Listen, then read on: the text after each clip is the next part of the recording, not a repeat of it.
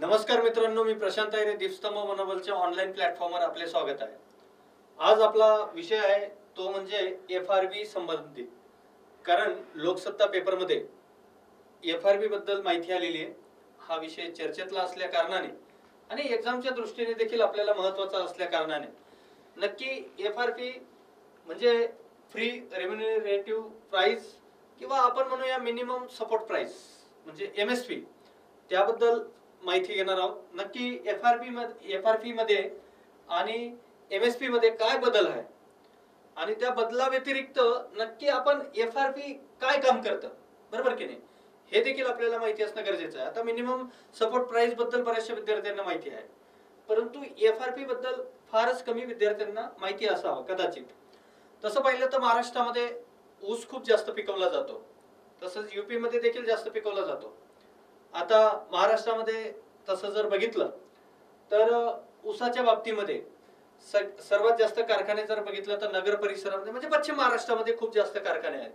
असो, म्हणजे what is FRP in farming, तर FRP ही सरकारने जाहीर केलेली किंमत आहे जी कारखाने शेतकऱ्यांना त्यांच्याकडून खरेदी केलेल्या ऊसासाठी देण्यास कायदेशीररित्या बांधील आहेत। म्हणजे ही FRP जी आहे ना ती कशा संबंधित आहे, ऊसाच्या उत्पादना संबंधित आहे। ओके, ऊसाच्या पिका संबंधित आहे। तसं MSP जे आहे ना, MSP खरीप व रब्बी हंगामातील जे साधारणतः 23 ते 24 पिकांसाठी तो MSP चा वेगळा विषय आहे। पण ऊसासाठी काय आहे तर ते FRP आहे। म्हणून आपण आजचा हा विषय व्यवस्थित समजून घेतला पाहिजे। ओके, कारखान्यांना शेतकऱ्यांसोबत करार करण्याचा पर्याय आपल्याला पाहायला मिळतो।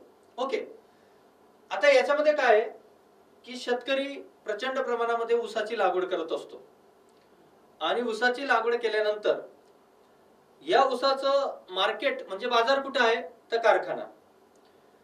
मग तो ऊस आपण कोणत्या कारखान्याला समजा देतोय तर त्याची आधीच आपल्याला प्राइस ठरवून घेतो आपण। ओके, की साधारणतः टनला क्विंटलला एवढे एवढे मिळतील। ओके, आणि ते देणं बंधनकारक आहे। त्या संबंधित आपण FRP बद्दल आपण बघूया, तर ज्यामुळे त्यांना हप्त्यामध्ये FRP देण्याची परवानगी मिळेल। आता पेमेंट मध्ये विलंब झाल्यास, आता आपण समजा कारखान्यांना ऊस देतो आणि त्याच्या पेमेंट मध्ये जर विलंब झाला तर दरवर्षी 15% पर्यंत व्याज मिळू शकते आणि साखर आयुक्त कारखान्यांच्या मालमत्ता जप्त करून महसूल वसुलीसाठी थकीत वसूल करू शकतात। ओके, जे एवढे अधिकार त्या ठिकाणी आहेत। त्यानंतर देशभरातील FRP ची देयके आवश्यक वस्तू कायदा ECA 1955 अंतर्गत जारी केलेल्या ऊस नियंत्रण आदेश 1966 द्वारे नियंत्रित केली जातात, ज्यामध्ये ऊस पोसवण्याच्या तारखेपासून 14 दिवसाच्या आत, किती दिवसाच्या आत, 14 दिवसाच्या आत देयके देणे बंधनकारक आहेत। मग ह्या ज्या फॅक्ट्स आहेत या देखील आपण लक्षात ठेवल्या पाहिजे। त्यानंतर कृषी खर्च आणि किंमत आयोगाच्या शिफारशीनुसार आणि आर्थिक व्यवहारावरील मंत्रिमंडळ समितीने जाहीर केल्यानुसार हे निश्चित करण्यात आलेले आहे। हे निश्चित करण्यात आलेलं आहे। ओके, त्याच्यानंतर कृषी खर्च आणि किंमत आयोग हे कृषी आणि शेतकरी कल्याण मंत्रालयाशी संलग्न कार्यालय आहे। कोणाशी संबंधित कार्यालय आहे? आता कृषी खर्च आणि किंमत आयोग हे कृषी आणि शेतकरी कल्याण मंत्रालयाशी संलग्न कार्यालय आहे। ही एक सल्लागार संस्था आहे ज्याच्या शिफारशी सरकारवर बंधनकारक नाहीत। ओके, त्यानंतर CCEA अध्यक्षपद भारताचे कोण आहेत? पंतप्रधान करतात। ओके, म्हणजे या ठिकाणी आर्थिक व्यवहारांवरील मंत्रिमंडळ समितीचे अध्यक्षपद कोण? भारताचे पंतप्रधान करतात। ओके, त्यानंतर ऊस उद्योगाच्या पुनर्रचनेबाबत रंगराजन समितीच्या अहवालावर FRP आधारित आहे। कोणत्या? रंगराजन समितीच्या अहवालावर FRP आधारित आहे। तर तुम्हाला हा देखील प्रश्न विचारला जाईल की ऊस उद्योगाच्या पुनर्रचनेबाबत एफआरपी कोणत्या समितीच्या अहवालावर आधारित आहे, तर ती रंगराजन समितीच्या अहवालावर आधारित आहे. त्यानंतर एफआरपी जाहीर करताना कोणते घटक विचारात घेतले जातात, अतिशय महत्वाचा आयएमपी टॉपिक आहे. ओके, हा महत्वाचा टॉपिक आहे. तर ऊस उत्पादन खर्च काय, ऊस उत्पादन खर्च, पर्यायी पिकांपासून उत्पादनाकडे परत जा आणि कृषी उत्पादनाच्या किमतीत सामान्य कल, नंतर ग्राहकांना योग्य किमतीत साखरेची उपलब्धता, साखर उत्पादकांकडून ऊसापासून उत्पादित साखर ज्या किमतीला विकली जाते, त्याच्यानंतर ऊसापासून साखरेची पुनर्प्राप्ती, नंतर मोलॅसेस, बगास आणि प्रेसमड यांसारख्या उपउत्पादनाच्या विक्रीतून किंवा त्यांच्या आरोपित मूल्यातून मिळणारी वसुली आणि जोखीम आणि नफ्यामुळे ऊस उत्पादनांना वाजवी नफा, या सगळ्या गोष्टी एफआरपी जाहीर करताना हे घटक विचारात घेतले जात असतात. ओके, त्यानंतर एफआरपी कसा दिला जातो, एफआरपी कसा दिला जातो, तर एफआरपी ऊसापासून मिळणाऱ्या साखरेच्या वसुलीवर आधारित असतो. कशाच्या, साखरेच्या वसुलीवर आधारित असतो. 2021-22च्या साखर हंगामासाठी 10% बेस रिकव्हरीवर एफआरपी 2900 रुपये प्रति टन ओके निश्चित करण्यात आला आहे. किती, 2900 प्रति टन. आणि साखरेची पुनर्प्राप्ती म्हणजे उत्पादित साखर आणि ऊसाचे गाळप यांच्यातील गुणोत्तर जे टक्केवारी म्हणून व्यस्त केले आहे जाते. ओके, जितकी जास्त वसुली तितकी जास्त काय, तर एफआरपी. आणि साखरेचे उत्पादन जास्त, या ठिकाणी साखरेचे उत्पादन जास्त. ओके, काय, जितकी जास्त वसुली तितकी जास्त एफआरपी आणि साखरेचे उत्पादन जास्त. तर मित्रांनो, हा एफआरपी या पद्धतीने दिला जात असतो. त्यानंतर किमान आधारभूत, आता हा महत्वाचा विषय आहे. ओके, आपण एफआरपी कोणत्या पिकावर म्हणजे एफआरपी कशा कोणत्या पिकाशी संबंधित आहे, तर ऊस या पिकाशी संबंधित आहे.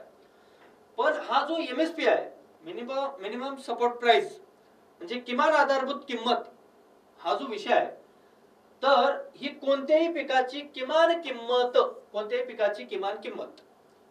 आता समजा या ठिकाणी बाजरी असेल, सूर्यफूल असेल, मका असेल किंवा अजून काही खरीप हंगामातील पिकं असतील, रब्बी हंगामातील पिकं असतील, तर कमीत कमी एवढ्या याचा एमएसपी या ठिकाणी एवढा ठरलेला आहे. म्हणजे समजा गव्हाचा प्रति क्विंटल 3000 रुपये ठरलेला आहे, तर 3000 पेक्षा कमी किमतीने तो विकत घेता येणार नाही, बरोबर की नाही.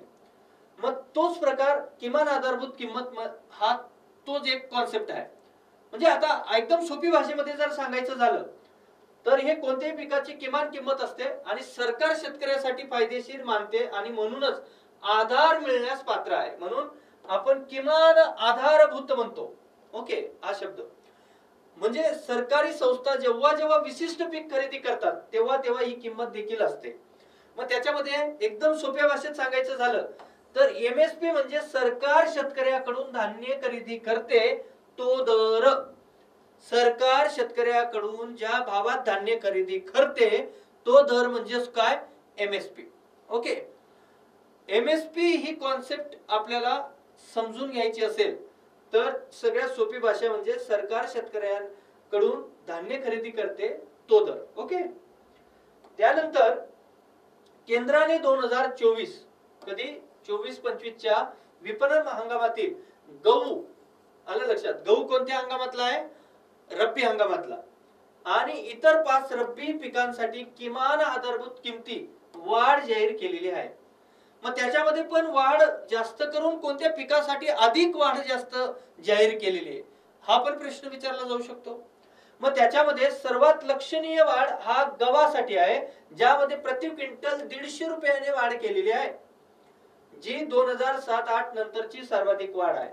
2007-08 नंतर डायरेक्ट किती रुपयाची वाढ केलेली आहे प्रति क्विंटल, तर साधारण 150 रुपयाची वाढ केलेली आहे. मग आपल्याला सगळे जे 22 पिकं आहेत, 25 पिकं आहेत, म्हणजे आता बघा इथं जर बघितलं तर मी पुढे तुम्हाला हे पण सांगितलेले साधारणतः 24 ते 25 पिकं जे आहेत, मग त्याचं आपण टॅब्युलर फॉर्म मध्ये एक चार्ट म्हणजे तक्त्या स्वरूपामध्ये, तर कोणत्या पिकाला एमएसपी प्राइस म्हणजे मिनिमम सपोर्ट प्राइस किती आहे आणि कोणत्या पिकांची वाढ झालेली आहे, कोणाची कमी झालेली आहे का, कोणाची मॅक्झिमम वाढ झालेली आहे, याच्यावर आपण तो चार्ट जर तयार करून घेतला तर त्याच्यावर आधारित प्रश्न कसे विचारले जातील ते जर व्यवस्थित मांडणी करून घेतली तर याच्यावर प्रश्न किती अवघड आला तरी आपल्याला परीक्षेच्या दृष्टीने महत्त्वाचा असू शकतो. मग त्याच्यामध्ये गहू हे रब्बी हंगामातील एक महत्त्वाचे पीक आहे आणि भारतातील क्षेत्रफळाच्या बाबतीत ते दुसऱ्या क्रमांकाचे सर्वात मोठे पीक आहे आणि अर्थव्यवस्थेत ते महत्त्वाची भूमिका बजावत असतं.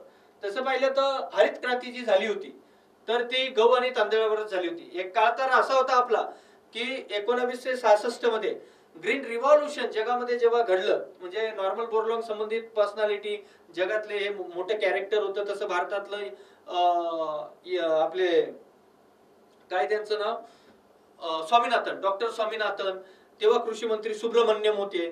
480 पब्लिक लॉ नुसार म्हणजे पीएल नुसार आपण गहू आयात केला होता, त्याच्याबरोबर ते काँग्रेस गवत आलं होतं, प्रचंड पसरलं ते. आपण जर तो इतिहास जर व्यवस्थित वाचला ग्रीन रिव्हॉल्युशनचा किंवा तो गहू आयातीचा जर इतिहास नीट वाचला तर एक काळ असा होता की भारतामध्ये प्रचंड प्रमाणामध्ये गहू आयात करावा लागला होता आणि अक्षरशः एक टाइम उपाशी राहण्याची परिस्थिती निर्माण झाली होती.